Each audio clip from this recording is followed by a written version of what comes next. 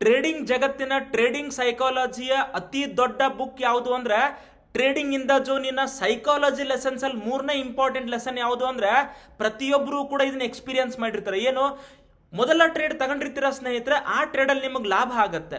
Same setup same candle ಇಂದ ಇನ್ನೊಂದು trade ಅನ್ನ ತಗೊಳ್ತೀರಾ, ಆದ್ರೆ ಅದರಲ್ಲಿ ಮೈನಸ್ ಆದಾಗ ನಿಮ್ಮ ತಲೆಗೆ ಬರೋ ಪ್ರಶ್ನೆ ಏನು ಅಂದ್ರೆ ಮಾರ್ಕೆಟ್ ನಿಮಗೆ ಮೋಸ ಮಾಡ್ತು ಅಂತ. ಆದ್ರೆ ರಿಯಾಲಿಟಿಲಿ ಆಗಿರೋದೇ ಬೇರೆ. ಈ ರೀಲ್ ಅನ್ನ ಸೇವ್ ಮಾಡ್ಕೊಳ್ಳಿ, ನಿಮ್ಮ ಟ್ರೇಡಿಂಗ್ ಫ್ರೆಂಡ್ಸಿಗೆ ಮರಿಲಾರ್ದೇನೆ ಶೇರ್ ಮಾಡಿ. ಯಾವುದೇ ಒಂದು ಟ್ರೇಡ್ ಅಲ್ಲಿ same pattern, same level, same setup ಇದ್ರೂ ಕೂಡ ರಿಸಲ್ಟ್ ಯಾಕೆ ಬೇರೆ ಬೇರೆ ಆಗತ್ತೆ ಅಂದ್ರೆ ಆ ಟೈಮಲ್ಲಿ ಬೈಯರ್ಸ್ ಬೇರೆ, ಸೆಲ್ಲರ್ಸ್ ಬೇರೆ. ಆ ಟೈಮಲ್ಲಿ ಮಾರ್ಕೆಟ್ ಅಲ್ಲಿ ಲಿಕ್ವಿಡಿಟಿ ಬೇರೆ, ಲೆವೆಲ್ ಬೇರೆ ಇರುತ್ತೆ. ನೀವೇನ್ ತಿಳ್ಕೊಂಡ್ಬಿಡ್ತೀರಾ, ಪ್ರತಿ ಟ್ರೇಡು ಪ್ಲಸ್ ಆಗ್ಲೇಬೇಕು. ಆ ತರ ಆಗಲ್ಲ.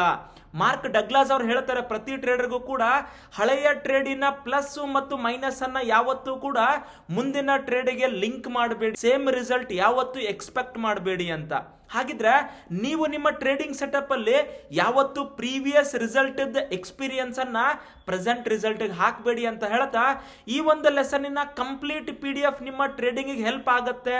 ಮತ್ತೆ ಬೇಕು ಅಂದ್ರೆ ಕಮೆಂಟ್ ಸೆಕ್ಷನ್ ಅಲ್ಲಿ ಲೆಸನ್ 3 ಅಂತ ಟೈಪ್ ಮಾಡಿ, ಕಂಪ್ಲೀಟ್ PDF ಬರುತ್ತೆ. ಇದೇ ತರ ನಮ್ಮ ಮೊದಲ ಮತ್ತೆ ಎರಡನೇ ಲೆಸನ್ ಟ್ರೇಡಿಂಗ್ ಅಲ್ಲಿ ಇಂಪ್ರೂವ್ ಆಗಿದ್ರೆ ಕಮೆಂಟ್ ಸೆಕ್ಷನ್ ಅಲ್ಲಿ ನಿಮ್ಮ ಅಭಿಪ್ರಾಯನ ತಿಳಿಸಿ ಅಂತ ಹೇಳ್ತಾ ಸಿಗೋಣ 4ನೇ ಲೆಸನ್ ಅಲ್ಲಿ.